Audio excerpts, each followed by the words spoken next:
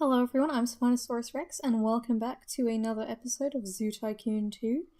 So, what I have decided is this area here, because I don't have as many birds as I thought I did, it will be, instead of a bird area, this pheasantry will be a European animals area. So, we can have red foxes, which I believe I can have already.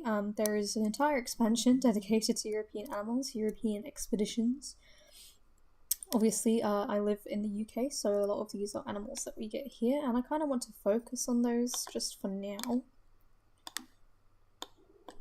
And eventually down the line, maybe we could upgrade it to something else. We'll see. But just for the moment, it's already proving quite popular with our guests. I don't know how many guests we have now. 43.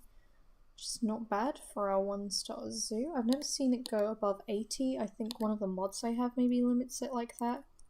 I should in theory be able to get 400 when I'm at 5 stars, but I don't think that's how it's happening. But yes, we'll need to start thinking about money as well, because from the looks of my finances, paying all of the staff wages on top of animal upkeep, even when I look at it without the animal adoption, the research, and the construction, I would most likely be losing money because I don't make enough money to cover the staff wages. So I'm thinking what I need to do is I need to get rid of the paleontologist. Very sorry, we can't afford to keep you because paleontologists are quite expensive, I believe. $500 a month, so that should help us out just a little teeny bit.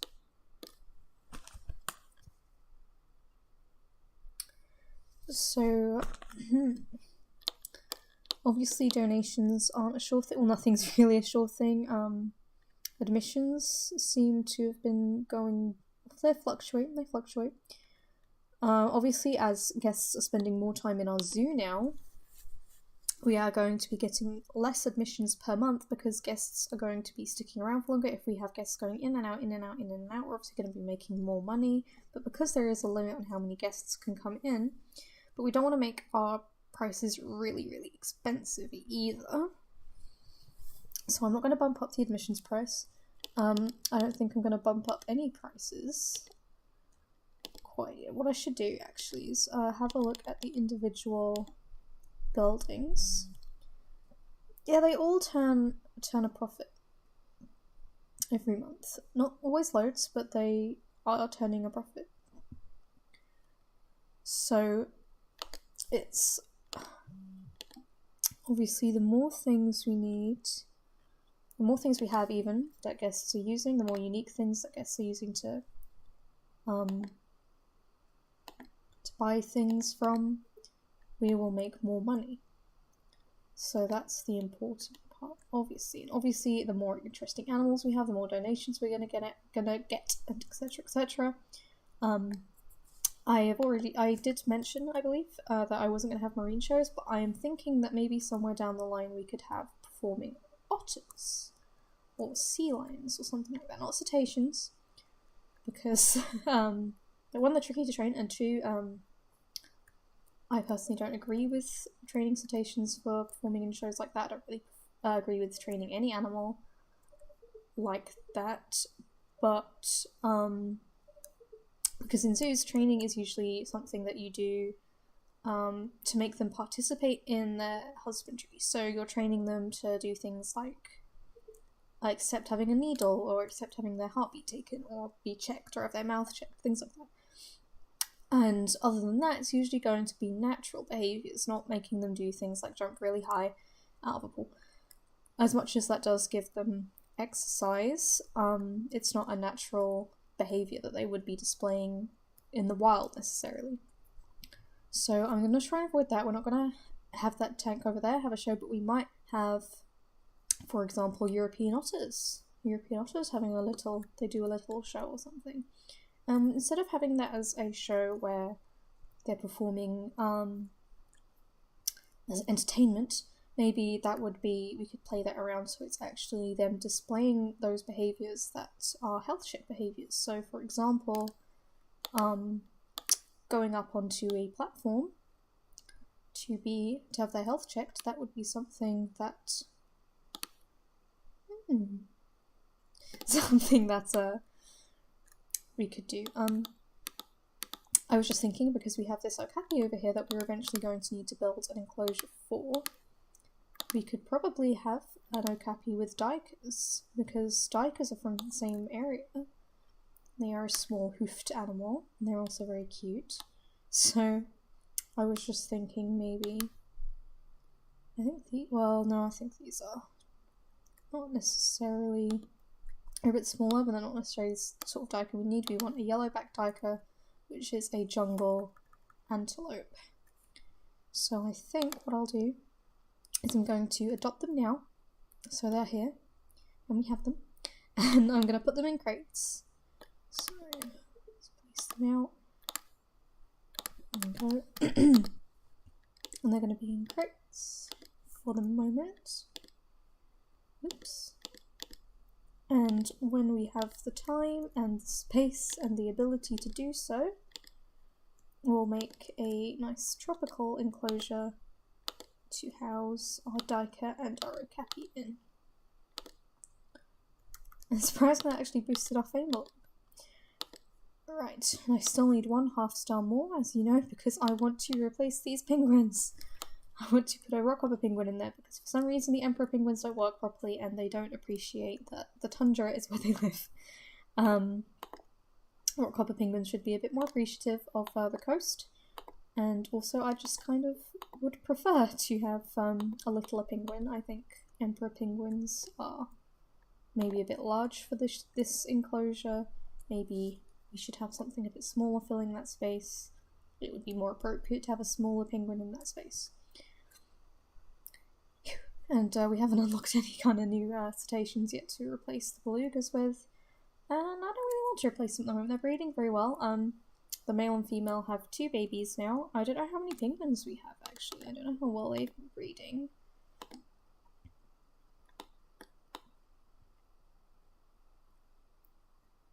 I think we may have...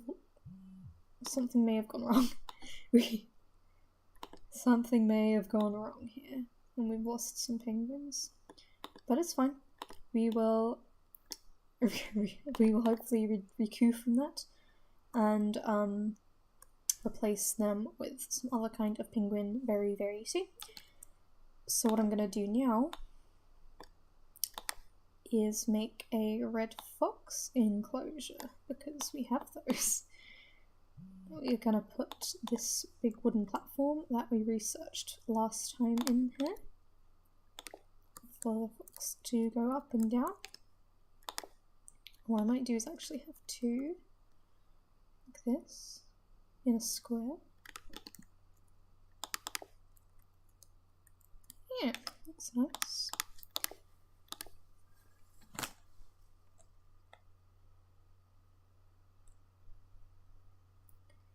Righty. So just over here should be my red fox. I think yeah, I think we'll have a breeding pair, and we can release them into the wild as and when. I believe they're actually yes, they're actually from the grass, so we do need to change the terrain now to grass. So there we go. Are they not drinking? They seem to be. Let's move this out a little bit. Let's see if that makes a difference. Our jays are getting pregnant already, even though we only had them since last time.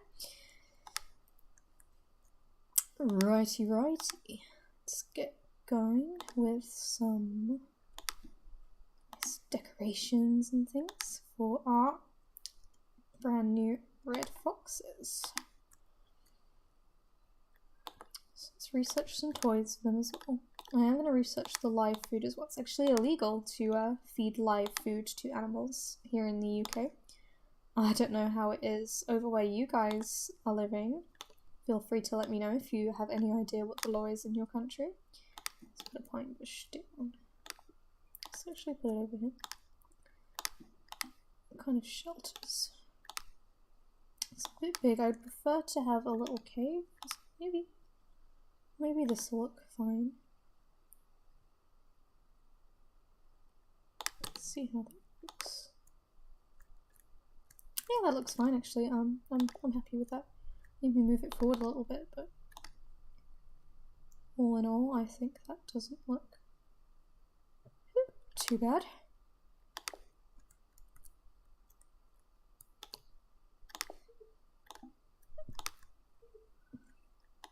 We'll put a little water bowl down and a little pile of meat down, and then we will put some balls down. Oops, not in the same place though. And what I'm also going to do is I'm going to dive in here. I'm going to pick up some of these plants, or I drop them even, and use those just to fill out some space in here.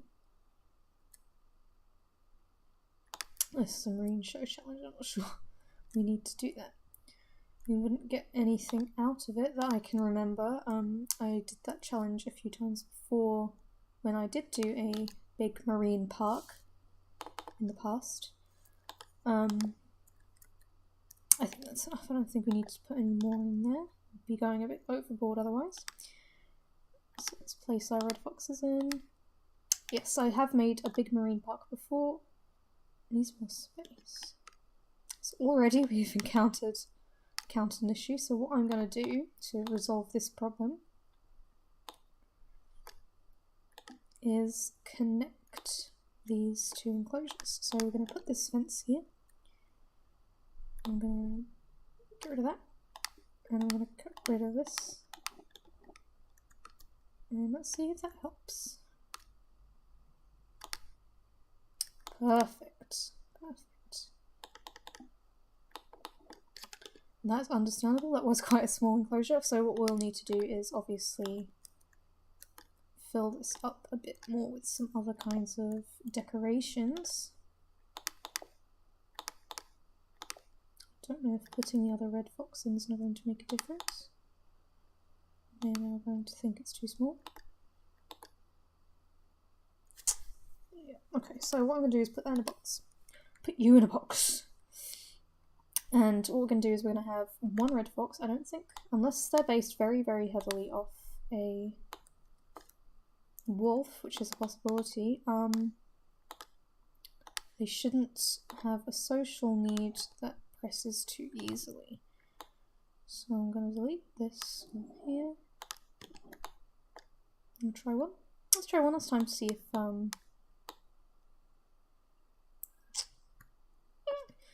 if that little bit of extra space helps.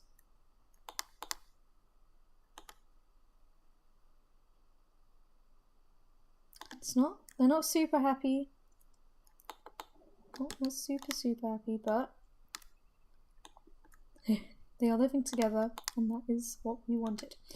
So let's finish this off with a few more platforms and things.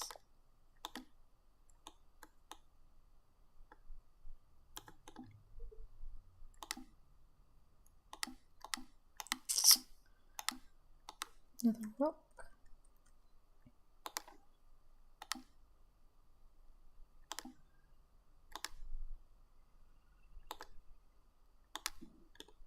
Oh, she's on a rock. Wasn't expecting you to do that. Very cute. Very, very cute.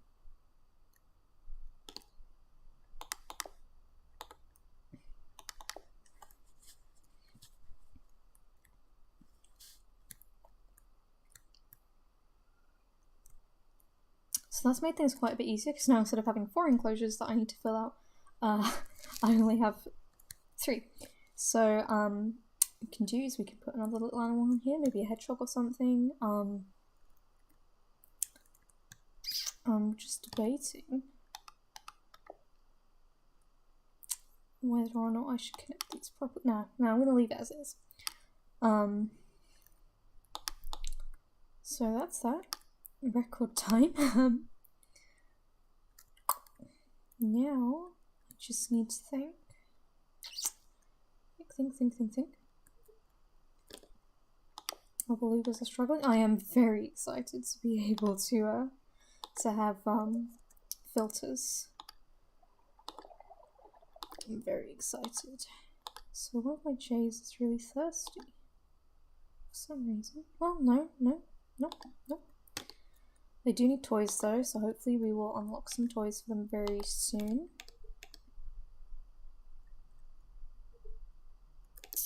Oh, I've changed my mind. I am going to, in fact, extend this out front. I think that will just look a little bit nicer.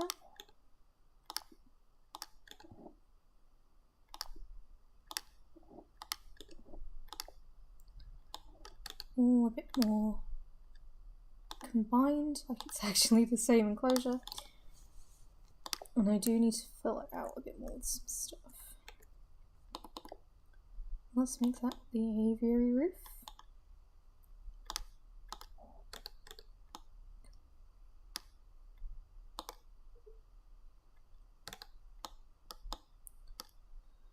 So that's all combined now. It's all hunky-dory. I just realised I need to put a bit of wall on this roof here. Most likely on...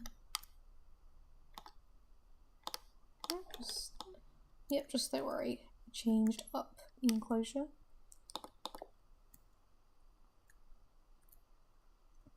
We'll find ways of boosting this up a little bit in the future. I'm going to leave it for now.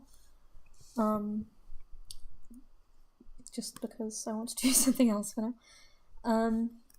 So now I think about what to do here. So as I said, I was thinking maybe otters, because I think potentially the otter that comes with European Adventures is one that can perform. So we will see, I'll find out. I don't know if we have failed communion. Love to build a little reptile house at some point as well. It's definitely something we can think about. I am remembering all my little ideas, so I will start putting polls on things very soon. For now, I'm just concerned with... Right, so let's think about boosting Aussie fame. So let's see where we're lacking in places. Guest happiness and animal happiness, sadly. We obviously should be thinking about having the animals that we have be really, really happy before we start thinking about getting too many more. Well, unfortunately, the main problem is that our okapi and our yellowback duikers are all in boxes right now, so they obviously aren't going to be super, super happy. I think we're going to have some problems with them because it seems that privacy and stimulation are going to be difficult to keep up. Oh, red foxes are happy with their enclosure now. I seem to think that's fine. I am absolutely certain when they have babies they are going to think very differently. But that's where our releasing into the wild program will come in. Belugas are very happy, so that's fine. Okay, so let's think about what are the guests' problems. Everything is a problem. So food is a big one. So I think I need to think about adding in a new eating area besides the one at the front, possibly over here. That makes sense. Yes.